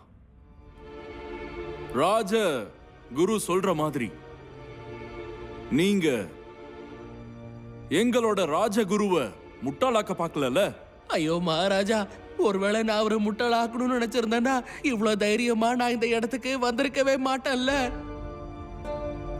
சரி விடுங்க, ஒரு நிமிஷத்துக்கு நாம எல்லாரும் இவரை நான் தான் முட்டாளாக்குனேன்னு நினைச்சுப்போம். அப்பவும் இவர் தப்பு தான் இருக்கு. இவர் ஏன் முட்டாளானாரு? என்ன சொல்ற? முட்டாள் ஆயிட்டார்ல. என் தங்க காசுகள் எல்லாத்தையும் எனக்கு திருப்பி கொடுக்க சொல்லுங்க. என்ன பேசிக்கிட்டு இருக்க நீ?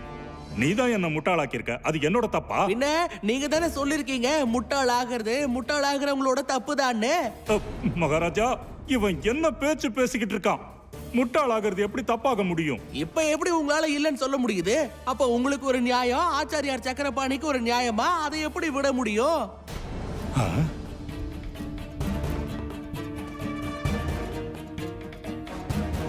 புரியல. ஆச்சாரியார் சக்கரபாணியும் நேத்து ஒருத்தர் இப்படிதானே ஏமாத்தி இருந்தாரு. அப்போ நீங்க இதை தானே சொன்னீங்க, முட்டாளானவங்களுக்கெல்லாம் அரசு நிதியில இருந்து எடுத்து தர முடியாதுன்னு. ஏன்னா முழுக்க முழுக்க அவர் முட்டாளானதுக்கு அவர் தான் காரணம்னு சொன்னீங்க. அதே மாதிரி அவரோட கவனக்குறைவால தான் முட்டாளானாருன்னு நீங்க சொன்னீங்களா இல்லையா?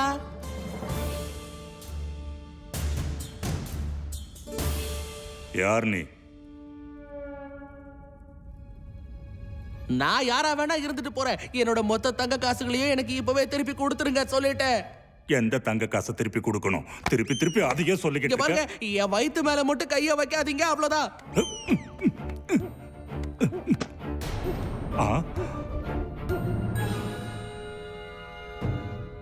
வயிறு கீழ் விழுந்துருச்சு. இந்த தடவை சமாளிக்க முடியல குருஜி, விழுந்துருச்சு. பண்டித ராமகிருஷ்ணா. ராமா,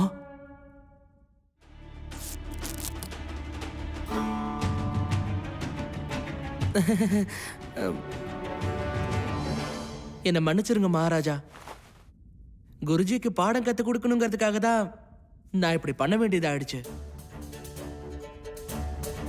குருஜி, நேத்து நீங்க ஆச்சாரியார் சக்கரபாணிக்கு இழப்பீடு கொடுக்கறதுக்கு மறுத்தீங்க. ஏன்னா நீங்க என்ன நினைச்சுக்கிட்டு இருக்கீங்கன்னா முட்டாள் ஆகுறவங்களோட தப்புதான். ஆனா அது உண்மை கிடையாது. யாரு வேணாலும் முட்டாள் ஆகலாம். பாருங்க, நீங்களும் முட்டாள் ஆயிட்டீங்கல்ல. பாவம், நேத்து ஆச்சாரியார் சக்கரபாணி இங்க இருந்து ரொம்ப வருத்தத்தோட தான் கிளம்பி போனாரு. அதுக்கு காரணம் நீங்க பேசின வார்த்தைகள் தான். அது எனக்கு சரியில்லைன்னு தோணுச்சு. அதனாலதான் நான் இப்படி நாடகம் ஆடினேன். என்ன மன்னிச்சிருங்க மகாராஜா. நேத்து நான் ஆச்சாரிய சக்கரபாணிக்கு இழப்பீடு கொடுக்க மறுத்தேன். ஆனா இன்னைக்கு நான் இந்த அரசவையில எல்லாருக்கும் முன்னாடி என்ன சொல்ல விரும்புறேன்னா, ஆச்சாரிய சக்கரபாணிக்கு நான் இழப்பீடு கொடுக்கறேன், என்னோட காசுல இருந்து. அதுக்கு அவசியம் இல்லை குருஜி. ஆச்சாரியார் சக்கரபாணி கிட்ட இருந்து திருடப்பட்ட எல்லா காசுகளும் அவருக்கு திரும்ப கிடைச்சிருச்சு. ஆமா மகாராஜா, அந்த திருட மாட்டிக்கிட்டான். அவன் நம்ம மக்கள் கிட்ட இருந்து திருடின காசுகளையும் நம்ம வீரர்கள் அவன் பதுக்கி வச்சிருந்த காட்டுல இருந்து கைப்பற்றிட்டாங்க. இதெல்லாம் பண்டித ராமகிருஷ்ணாவால தான் நடந்தது.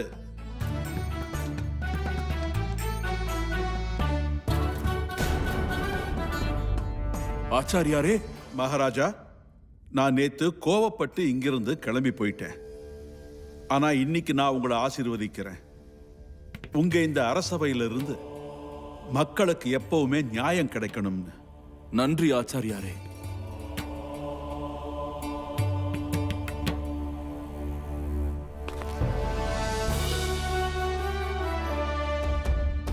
இந்த தடவை ஒரு நாடகத்தை நடத்தி ராமையன் மானத்தையே வாங்கிட்டான்.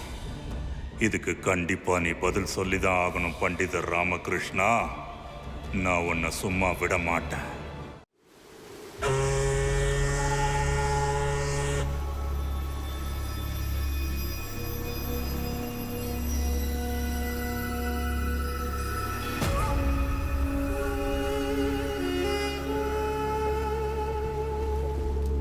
இதுதான் அந்த விஜயநகரமா?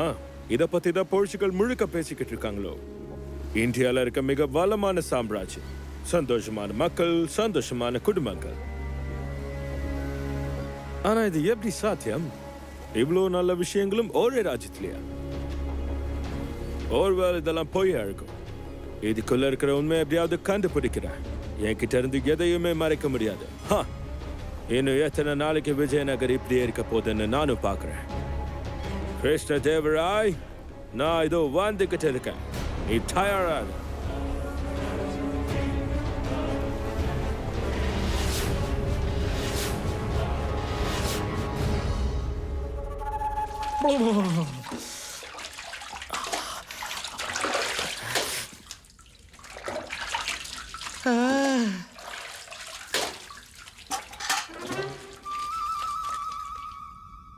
அட, துண்டு எடுத்துட்டு வர மறந்துட்டேனா? சாரதா, சாரதா, என் துண்டை எடுத்துட்டு வந்து கூட.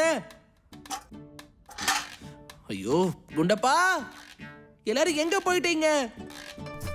அடடா, அம்மா, அம்மா, என்னோட துண்டு. நான் ஒரு முட்டாள். அம்மா எப்படி பதில் சொல்லுவாங்க?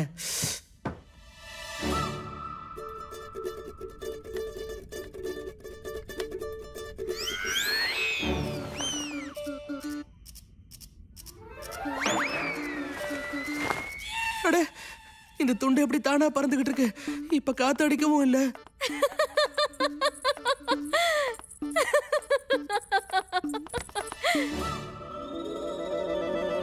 எடுங்க, எடுங்க.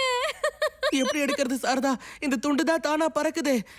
ஒரு தடவை கையை நீட்டி அந்த துண்டு பிடிக்கிறதுக்கான முயற்சி பண்ணுங்களே. உனக்கு வேற வேலையே இல்லையான்னு எதுக்கு என்ன வம்பு எடுத்துக்கிட்டே இருக்க? என்கிட்ட தான் இப்போ எந்த பேரனும் இல்லையே. இருந்திருந்தா விளையாடி இருப்பேன். அதுக்கு தான் உன்கிட்ட இப்படி விளையாடி வெறுப்பேத்திட்டு இருப்பேன். நான் உங்க கண்ணுக்கு பொம்மை மாதிரியா தெரியுறேன்? அப்படியே உங்களுக்கு விளையாடணும்னா இந்த குண்டப்பாவோட விளையாட வேண்டியதானே? அவன் சின்ன பையன் தானே? ஏய், நான் ஒன்னும் சின்ன பையன் இல்ல, பெரிய பையன் தான். நீ தான் சின்ன பையன். வீடு முழுக்க இந்த குளத்துல சுத்திட்டு இருக்க. நான் மகாராஜா கிருஷ்ணதேவராயரோட சிறப்பு ஆலோசகன். மகாராஜா என்ன மதிப்பாரு. ஆனா என்னோட சொந்த வீட்லயே எனக்கு மரியாதையே இல்ல. என்ன கேலி பண்றீங்க. வெளியில இருந்து யாராவது வந்து என்ன இந்த நிலைமையில பார்த்தாங்கன்னா என் மரியாதை என்ன ஆகுறது? உங்க எல்லாருக்கும் என்னோட மதிப்பே தெரியல. தெரிஞ்சா நீங்க தானா மரியாதை கொடுப்பீங்க. உங்க எல்லாருக்கும் என்ன பார்த்தா கேலியா இருக்குல்ல? உங்களுக்கு பொழுது போக வைக்கிறதும் சிரிக்க வைக்கிறதும் தான் என் வேலையா? இனிமே இதெல்லாம் நடக்காது. இப்பவே இது எல்லாத்தையும் நான் நிறுத்திடுறேன். உடனடியா நான் நிறுத்திடுறேன். இந்த தடவை என்னோட வார்த்தையை நான் காப்பாத்தி காட்டுறேன்.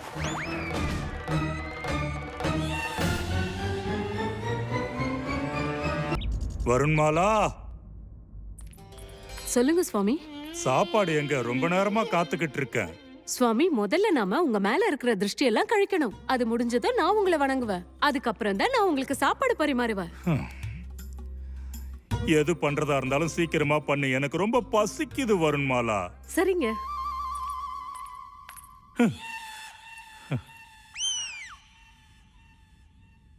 என்ன, நான் எப்ப சாப்பிட உக்காந்தாலும் ஈ மொய்க்கிற மாதிரி நீங்க ரெண்டு பேரும் நிக்கிறீங்க. என் சாப்பாட்டு மேல கண்ணு வைக்கிறீங்களா? முட்டாளுங்களா? இல்ல இல்ல குருஜி, நீங்க சாப்பிடும் போது உங்க சாப்பாட்டுல ஈ விழாம இருக்கதான் நாங்க ரெண்டு பேரும் இங்க நின்னு பாத்துக்கிட்டு இருக்கிறோம். புரிஞ்சுக்கோங்க. அப்படியா? அது தெரியாம நீங்க சாப்பிட கூடாதுல்ல. இருங்க, நான் அந்த ஈய ஓட்டுறேன். சரி சரி, போதும், நிறுத்துங்க, சும்மாருங்க. குருமாதா. வருண்மாலா, நீ எதுக்காக கையில விளக்கமாற வச்சுக்கிட்டு இருக்க? சுவாமி, நீங்க தானே சொன்னீங்க எலுமிச்சையும் மிளகாவும் போட்டு எரிச்சா உங்களுக்கு கண்ணு எரியுதுன்னு. ஆமா. அதான், அதுக்காக தான் நான் இந்த விளக்கமாற எடுத்துட்டு வந்தேன். ஆனா விளக்குமாறு எதுக்கு? சுவாமி, இது ஒண்ணு சாதாரண விளக்கமாறு இல்ல. அப்புறம் என்ன விளக்குமாறு அது? இது சக்தி வாய்ந்த விளக்கமாறு. இத வச்சு உங்க மேல அடிச்சா உங்க திருஷ்டி எல்லாம் போயிடும். அதுக்கப்புறம் நீங்க சாப்பிடலாம். மணி, இப்ப நம்மளோட குருவு நல்லா விளக்கா மரலா அடிக்க போறாங்க. சந்தோஷமா இருக்கு. ஆமா ஆமா, அடி வாங்க போறாரு. நான் இத ஒரு பெரிய மகான் கிட்ட உங்களுக்காக கேட்டு வாங்கிட்டு வந்தேன். வருண்மாலா, நீ இத வச்சு இப்ப என்ன பண்ணலாம்னு இருக்க? காளி சூலி கெட்ட ஆவியே போயிடு. அம்மா, சாவடி அடிக்கிறாள்.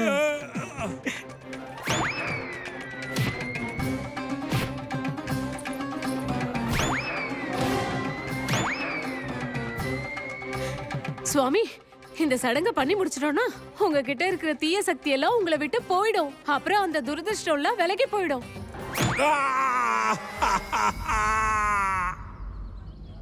மகாராஜா ரொம்ப வலிக்குதா? இல்ல இப்ப பரவாயில்ல. சரி. என் வயிறு ரொம்ப வலிக்குது. என்னால தாங்க முடியல.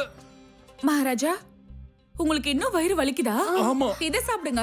பலாப்பழத்தோட ரசம் கொண்டு வந்திருக்கேன். என்ன பலாப்பழத்துல இருந்து பலரசம் பண்ணியா? ஆமா மகாராஜா, நீங்க இத குடிங்க. நீங்க இத குடிச்சீங்கன்னா உங்க வயித்து வலி எல்லாம் பறந்து போயிடும். நானே என் கையால இத பண்ணேன். பிரச்சனையே உன் கையால பண்ணதுனால தானே. என்னது? அது எனக்காக நீங்க இவ்ளோ பண்றதுக்கு கஷ்டப்பட்டிருக்கீங்களே, அததான் சொன்னேன். மகாராணி திருமலம்பா, நேத்து நீங்க மகாராஜாவுக்கு பரங்கிக்காய் வேர்ல ஏதோ ஒரு பொரியல் பண்ணி கொடுத்தீங்க. இப்ப பாருங்க மகாராஜா எப்படி வயித்து வலியில துடிக்கிறாருன்னு. எனக்கு தெரியும், அதனால எனக்கு ரொம்ப சந்தோஷம் தான். என்னது? மகாராணி திருமலம்பா, நீங்க சமைச்சதை சாப்பிட்டா மகாராஜாக்கு வயித்து வலி வரும்னு ஏற்கனவே தெரிஞ்சிருந்தோம். எதுக்காக அவரை நீங்க அதை சாப்பிட விட்டீங்க? அதுவும் இல்லாம உங்களுக்கு ரொம்ப சந்தோஷம் சொல்றீங்க. உங்களுக்கு என்ன சந்தோஷம் அப்படி? இல்ல இல்ல, உங்களுக்கு இன்னும் புரியலன்னு நினைக்கிறேன். நான் ஏன் சந்தோஷமா இருக்கேன்னா மகாராஜாக்கு வயிறு வலியோட போச்சேன்னா. என்னது? இப்போ உங்களுக்கு என்ன வேணும்? என்னோட வயிறு மட்டும் இல்லாம என்னோட மொத்த உடம்பு வலிக்கணுமா உங்களுக்கு? இல்ல இல்ல மகாராஜா, எனக்கு உங்களுக்கு வெறும் வயித்து வலியோட போச்சேன்னு சந்தோஷம் தான். இத தாண்டி வேற ஏதாவது வந்திருக்கலாம்ல மகாராஜா. நான் பண்ண சாப்பாட்டுனாலதான் அது உங்களுக்கு வரல. அதான் வெறும் வயிறு வலியோட போச்சு. இந்தாங்க மகாராஜா, நான் பண்ண பலாப்பழ ரசத்தை உடனே குடிங்க. நான் சொல்றேன்ல, வேண்டாம் விடுங்க. நான் எவ்வளவு அன்போடு பண்ண தெரியுமா? அவர் குடிச்சாதான் நான் போவேன். இந்தாங்க மகாராஜா, எடுத்துக்கோங்க. நான் தான் சொல்றேன்ல மகாராணி திருமலம்மா, இது வேண்டாம். அவர் இத குடிச்சே ஆகணும். இந்தாங்க மகாராஜா. திம்மரசு எங்க போனாரு? மகா மந்திரி திம்மரசு எங்க போனாரு? வைத்தியரை கூப்பிடுங்கன்னு அவர்கிட்ட சொல்லி எவ்வளவு நேரம் ஆகுது? இன்னும் அவரு வரவே இல்ல. எல்லா காரியத்தையும் தாமதமாவே பண்ண வேண்டியது. மந்திரியார் எங்க? மகாராஜா வந்துகிட்டே இருக்காரு. நீங்க படுத்து ஓய்விடுங்க. மகாராணி திருமலம்பா, மகாராஜாவை பார்த்தாவே உடம்பு சரியில்லாத மாதிரி தெரியுது.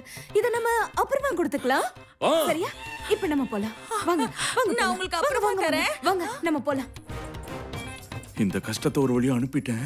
இப்போ இன்னொரு கஷ்டத்தை எப்படி போக்கி அனுப்புறதுன்னு தெரியலையே. ஐயோ,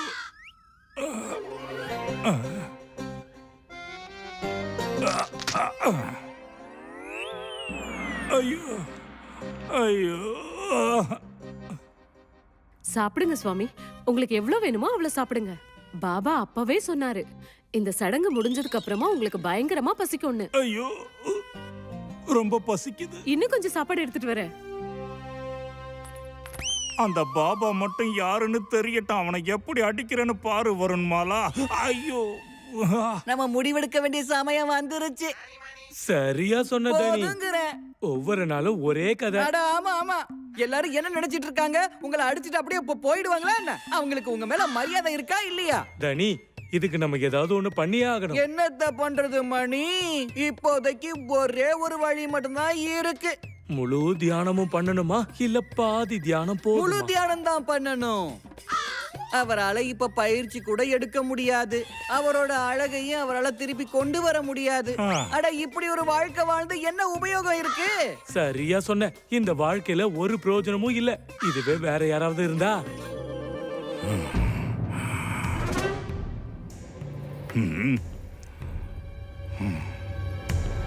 என் செல்லங்களா, நீங்க என்னோட கண்ணை திறந்துட்டீங்க. அப்படியா? மணி, இப்ப இந்த கிழவனுக்கு என்ன ஆயிருச்சு? நமக்கு என்ன வந்தது? வா போய் அந்த சாப்பாடை சாப்பிடுவோம்.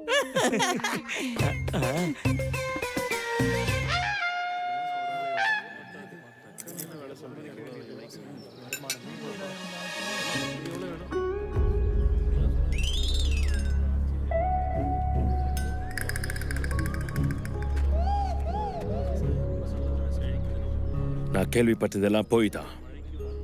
விஜயநகர்ல இருக்கிற பெண்களும் அழறாங்க. பார்க்கவே கஷ்டமா இருக்கு. விஜயநகர பத்தின உண்மைகள் எல்லாம் தெரிய வரும். விஜயநகர்ல இருக்கிற எல்லாரும் சந்தோஷமா இல்லைங்கிறது தெரிய வரும். எஸ், அவன் ஒரு பலவீனமான ராஜா. அதை நான் கண்டிப்பா நிரூபிப்பேன்.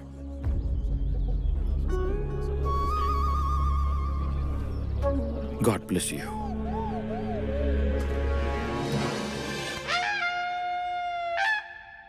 போதும். இந்த மாளிகையில் இந்த ஒரு இடம் மட்டும்தான் எனக்கு அமைதியை தருது.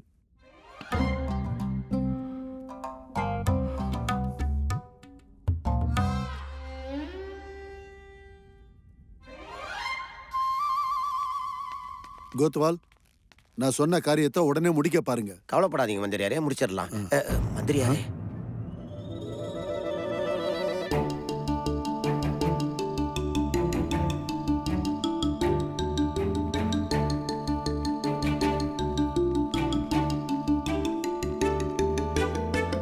மகாராஜாவுக்கு வணக்கம்.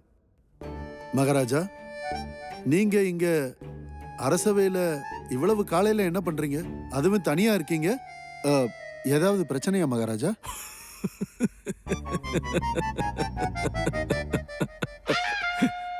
மகா மந்திரியாரே,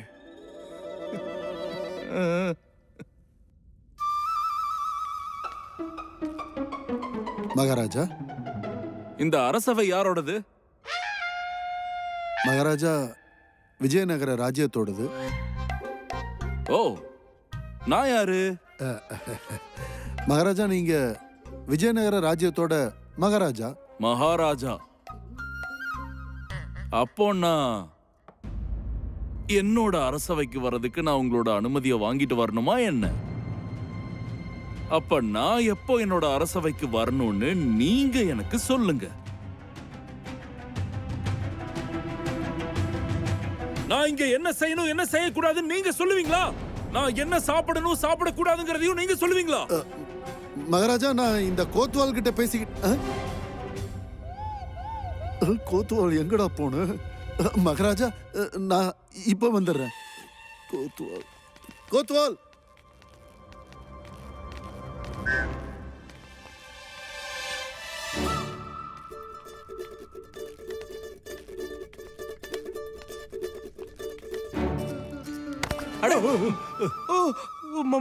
மன்னிச்சிருங்க குருஜி, என்ன மன்னிச்சிருங்க. நான் ஏதோ யோசிச்சுக்கிட்டே இங்க வந்துட்டு இருந்தேன்னா அதுல உங்களை பார்க்கவே இல்லை. ஒன்னும் பிரச்சனை இல்ல. இவ்வளவு பெரிய ராஜ்யத்துல இந்த மாதிரி விஷயங்கள் நடக்கத்தான் செய்யும். உங்க உடம்புக்கு ஒண்ணும் இல்லையே, உங்களுக்கு கோபம் வரல? கோபம் வந்திருக்கும், கண்டிப்பா கோபம் வந்திருக்கும். ஆனா இன்னைக்கு நான் நல்ல மனநிலையில இருக்கேன். இந்த சந்தோஷமான மனநிலைய கோவப்பட்டு கெடுத்துக்க விரும்பல. அப்படியா? உங்க சந்தோஷத்துக்கான காரணம் என்னன்னு எனக்கும் சொல்லுங்களேன். பண்டித ராமகிருஷ்ணா, நான் உங்ககிட்ட என்ன சொல்றது? நீல வானத்தை கருமேகங்கள் சூழ்ந்துகிட்டு இருக்கு. மரத்துல இருக்கிற குயில் கூட கூன்னு கூவறத அப்படியே நிறுத்திடுச்சு. இந்த மாதிரி சமயங்கள்ல ஒரு வினோதமான குழப்பமும் பயமும் ஏற்படும். ஆனா அதுக்கப்புறம் தான் அந்த கருமேகங்கள் எல்லாம் விலகி சூரியனோட ஒளி மரக்கிளையில விழ ஆரம்பிச்சது. குயிலுக்கு நம்பிக்கை வர ஆரம்பிச்சது. குயில் கூவுனதும் அது ஒரு பாடல் மாதிரி கேட்டுச்சு. அந்த சூரிய ஒளி முழுமையா அந்த கருமேகங்களை விரட்டி விட்டுடுச்சு. சூரிய ஒளியோட பிரகாசத்துல கருமேகங்கள் ஓடி போயிடுச்சு. சூரியனோட தம்பி வாயு தன்னோட வேகமான காத்து மூலமா கருமேகங்களை தள்ளி விட்டுருச்சு. உலகம் முழுக்க பிரகாசமா தெரிய ஆரம்பிச்சது. புரிஞ்சுதா? குருஜி, நீங்க வைத்தியரை பார்க்கணும்னு நினைக்கிறேன். எனக்கு நல்லாவே தெரியும். உங்களுக்கு இது புரியறதுக்கு வாய்ப்பே இல்ல பண்டித ராமகிருஷ்ணா. புரிஞ்சுக்கதான் முயற்சி பண்றேன். நீங்க எனக்கு கொஞ்சம் எளிமையா சொல்லுங்களேன். சரி, இத பாருங்க பண்டித ராமகிருஷ்ணா, நான் ஒரு முடிவை எடுத்தே ஆகணும். ஆனா என்னால அந்த முடிவை எடுக்க முடியல. ரொம்ப நாளா அந்த முடிவை நான் எடுக்க முடியாமலேயே இருந்தேன். இன்னைக்கு அந்த நான் முடிவை எடுத்துட்டேன். அதனாலதான் நான் ரொம்ப சந்தோஷமா இருக்கேன். இத சொல்றதுக்காக தான் நீங்க இவ்வளவு பெரிய கதையை சொல்லிக்கிட்டு இருந்தீங்களா? அது என்ன முடிவு குருஜி? வருண்மாலாவை ஒரேடியாவை வீட்டுக்கு அனுப்புறது தான். பண்டித ராமகிருஷ்ணா, நான் இவ்வளவு நாளா ஒரு கடுமையான தவத்துல இருந்தேன். ஆனா என்னோட மனசு இங்க அங்க இங்க அங்கன்னு அலப்பாஞ்சுக்கிட்டு இருந்தது. என் மனசுல ரொம்ப நாளா ஒரு முள்ளு குத்தி வலியை ஏற்படுத்திக்கிட்டு இருந்தது. நான் ஒரு முடிவை எடுத்துட்டேன். அந்த முள்ளை என் மனசுல இருந்து நிரந்தரமா எடுத்து தூக்கி எறிஞ்சிடலான்னு. குருஜி, நானும் அந்த மாதிரி ஒரு முடிவு எடுக்கணும். ஆனா என்னால அது பண்ண முடியல. எனக்கு ஒரு வழி சொல்லுங்களேன். ராத்திரி தூங்குறதுக்கு முன்னாடி ஒரு தடவை அந்த பிரச்சனையை பத்தி நினைச்சு பாருங்க. சரி குருஜி, அதுக்கப்புறம் முடிவு இல்ல, எடுக்கலாம். ராத்திரி அந்த முடிவை எடுக்கவே கூடாது. நான் சொல்றத கேளுங்க. ராத்திரி தூங்குறதுக்கு முன்னாடி ஒரு தடவை அந்த பிரச்சனையை பத்தி நினைச்சு பாருங்க. புரிஞ்சிருச்சு குருஜி, காலையில முடிவு எடுத்துடுறேன். இல்ல, காலையில அந்த முடிவை எடுக்கவே கூடாது. காலையில எழுந்த உடனே நேரா குளிக்கிறதுக்கு போயிடுங்க. இப்ப எனக்கு புரிஞ்சிருச்சு குருஜி. குளிச்சு முடிச்சதுக்கு அப்புறம் அந்த முடிவை எடுக்கவே கூடாது. இல்ல, குளிச்சு முடிச்சதுக்கு அப்புறமா அந்த முடிவை எடுக்கணும். ஏன்னா குளிச்சு முடிச்சதுக்கு அப்புறம் நாம எடுக்கிற முடிவு கடவுள் நமக்காக எடுக்கிற முடிவு. ஆமா, குளிச்சதுக்கு அப்புறம் தானே நமக்கு அந்த பதிலே கிடைச்சது. உங்க எல்லாருக்கும் என்ன பார்த்தா கேலியா போச்சுல்ல? உங்களுக்கு பொழுதுபோக்க வைக்கிறதும் உங்களை சிரிக்க வைக்கிறதும் தான் என் வேலையா? இனிமே இதெல்லாம் நடக்காது. இது எல்லாத்தையும் உடனடியா நான் இப்பவே நிறுத்துறேன். அப்படின்னா அந்த முடிவு கடவுளோட முடிவுதான். என்ன முடிவு பண்டிதர் ராமகிருஷ்ணா? ஒண்ணு இல்ல குருஜி, நான் எடுக்க வேண்டிய முடிவுகள் எல்லாத்தையும் குளிச்சு முடிச்சதுக்கு அப்புறம் எடுத்துக்கிறேன். ரொம்ப நன்றி. சந்தோஷம். சரி வாங்க போலாம். இல்ல, முதல்ல நீங்க போங்க. சரி, நானே போறேன்.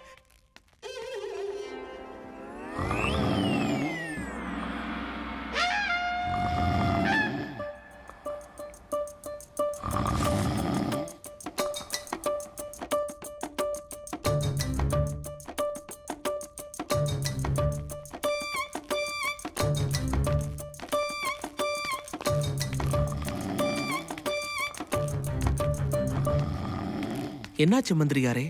அரசவை ஏன் இவ்வளவு அமைதியா இருக்கு? பண்டிதர் ராமகிருஷ்ணா, நல்ல வேளை நீங்க வந்துட்டீங்க. நான் உங்களுக்காக தான் காத்துக்கிட்டு இருந்தேன். போங்க போங்க, மகாராஜாவை எழுப்பி விடுங்க. நானா?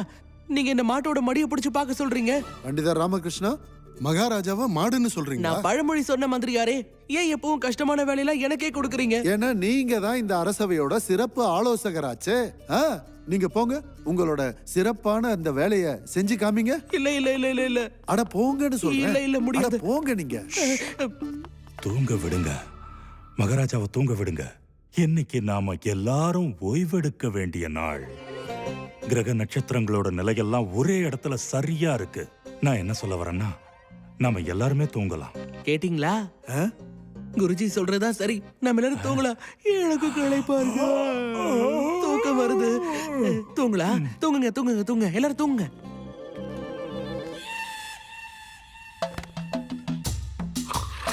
அட ராஜகுரு, பண்டிதர் ராமகிருஷ்ணா, நீங்க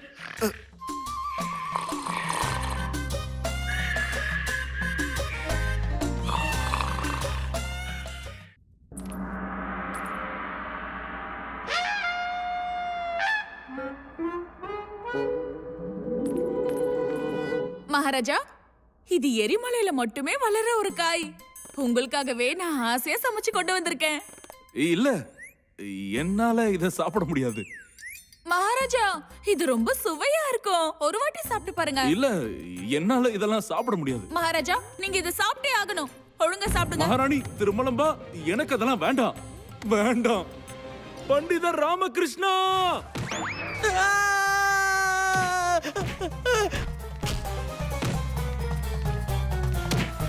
என்னையே அடிக்கிறீங்க? நான் தான் ஒண்ணும் பண்ணலையே. எனக்கு அடிக்கணும்னு தோணுச்சு, அடிக்கிறேன். எனக்கு எதிரி குருஜி கிடையாது, நீங்கள்லாம் தான். ரொம்ப அருமையா ஆடுறீங்க சுவாமி. பாம்பு மாதிரி ஆடுங்க, பாம்பு மாதிரி ஆடுங்க.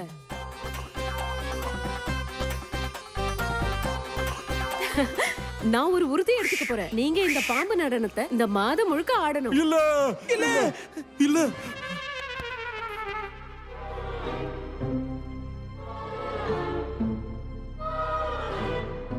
நான் எங்க இருக்கேன்? மகாராஜா, நீங்க அரசவையில தான் இருக்கீங்க மகாராஜா. அது ரொம்ப பயங்கரமான கெட்ட கனவு. பண்டிதர் ராமகிருஷ்ணா, உங்களுக்கும் என்னோட கனவு வந்ததா? மகாராஜா, எனக்கும் தெரியும். உங்களுக்குமா? ஆமா மகாராஜா, நான் தெளிவா என் கனவுல என்ன நடந்ததுன்னு சொல்றேன். இல்ல இல்ல குருவே, இந்த விஷயத்தை பத்தி நம்ம அப்புறமா பேசுறது நல்லதுன்னு நினைக்கிறேன். மகா மந்திரியாரே, நீங்க இன்றைய அரசவை பணிகளை தொடங்கலாம். சரி மகாராஜா, அப்படியே ஆகட்டும். மகாராஜா, அம்மா குட்டால இருக்கிற சத்யானந்த் ஒரு கோரிக்கையோட உங்களை பார்க்க இங்க வந்திருக்காரு மகாராஜா. சரி, அவரை வர சொல்லுங்க. மகாராஜா மகாராஜா மகாராஜாக்கு இந்த சத்யானந்தத்தோட வணக்கங்கள். சரி, உங்களோட பிரச்சனை என்ன? மகாராஜா, என்னோட மனைவி என்னை விட்டு போயிட்டா. இது பிரச்சனை இல்ல, இது ஒரு வரம்பா. நீ ரொம்ப பாக்கியம் பண்ணிருக்க. மகாராஜா, என் மனைவி என்னை விட்டு போன பிறகு எனக்கு எல்லாமே தப்பா நடக்குது. மகாராஜா, என் வாழ்க்கையே ரொம்ப வெறுமையா இருக்குது. மகாராஜா, எல்லா துணியும் நானே என் கையால துவைப்பேன். அவ எனக்காக சுடுதண்ணி எல்லாம் எடுத்துட்டு வருவா. வீடு மொத்தத்தையும் நான் தான் சுத்தம் பண்ணுவேன். அவ எவ்வளவு அன்பா எனக்கு விளக்க மாத்த எடுத்துட்டு வந்து கொடுப்பா தெரியுமா மகாராஜா? மகாராஜா, கிணத்துல இருந்து தண்ணியை கூட நான் தான் எடுத்துட்டு வருவேன். என் மனைவி அந்த பானையை கூட எவ்வளவு அன்பா தருவா தெரியுமா? மகாராஜா, என் சம்பளம் மொத்தமும் அவளே எடுத்துப்பா. முட்டாளா இருப்பான் போல இருக்கு. ஆனா அவ தினமும் எனக்கு தேவையான பணத்தை எனக்கு கொடுத்துருவா. ஆனா மகாராஜா,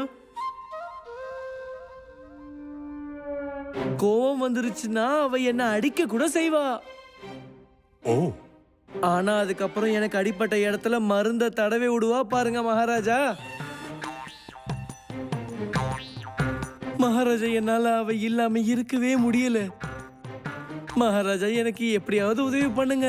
ஒரு விஷயம் சொல்லுங்க. சொல்லுங்க மகாராஜா. நீங்க பிரார்த்தனை பண்ணுவீங்களா? தினமும் பண்ணுவா மகாராஜா. கடவுள்கிட்ட என்ன கேப்பீங்க? சந்தோஷமும் நிம்மதியும் தான். உங்களோட பிரார்த்தனை நிறைவேறி இருக்கு. அது உனக்கு இன்னும் புரியவே இல்ல. வீட்டுக்கு போய் சந்தோஷமா இருங்க. ஆனா மகாராஜா, கோத்வால், மகாராஜா, என்னோட மனைவி. புரிஞ்சுக்கோ, இது அதுக்கான நேரம் இல்ல. சொன்னா கேளு, ஒழுங்கா ஓடி போயிடு போன்றல்ல. சரி மகாராஜா, சரி மகாராஜா. மகா மந்திரியாரே, இந்த ராஜ்யத்துல என்ன நடக்குது? மகாராஜா, இந்த ஆம்பளைங்க என்ன பண்றாங்க? ஒரு ஆண் அவனோட குடும்பத்தோட தேவைகளுக்காக என்னென்னமோ பண்ணிக்கிட்டு இருக்கான். ரொம்ப கடினமா உழைக்கிறான். எவ்வளவு கஷ்டப்படுறான், எவ்வளவு தியாகம் பண்றான். ராத்திரி பகல்னு பார்க்காம உழைக்கிறான். அப்படி இருந்தும் வீட்டுல மரியாதை இல்ல, ஒரு கௌரவம் இல்ல. அவனை எல்லாரும் உபயோகப்படுத்துறாங்க. அவன் பரங்கிக்கா வேரோட மசியல சாப்பிடணும். ஆமா ஆமா ஆமா மகாராஜா. நான் இல்ல, நான் இங்க எல்லா ஆண்களை பத்தியும் தான் பேசிட்டு இருக்கேன். இது ரொம்ப தவறு. சரியா சொன்னீங்க மகாராஜா. அநியாயம் நடக்குது. ஒரு ஆணை விளக்கமாத்தால அடிக்கிறாங்க.